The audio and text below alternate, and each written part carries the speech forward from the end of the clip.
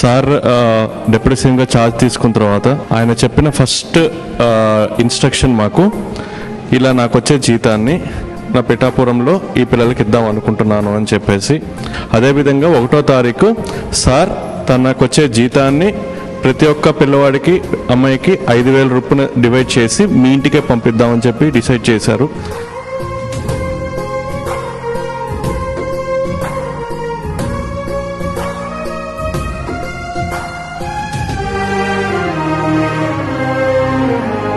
Expect చేయలేదు ఎవరు ఇలా సెర్చ్ చేసి ఇలా పట్టుకుని ఇలా అసలు ఎక్కడ కూడా చూడలేదు.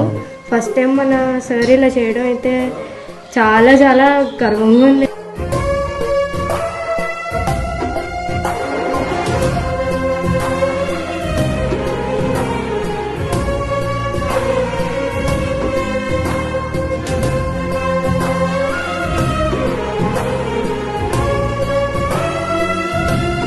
ఫీజులు కట్టుకోరాక వాటికి వీటికి ప్రైవేట్ ఫీజులకి వాటికి అన్నిటికి పనికొస్తున్నాయండి. ఉపయోగపడుతున్నాయి బాబు. ఇచ్చిన కాడి నుంచి జాగ్రత్తగా చూసుకుంటున్నాం, జాగ్రత్తగా చదివించుకుంటున్నాం.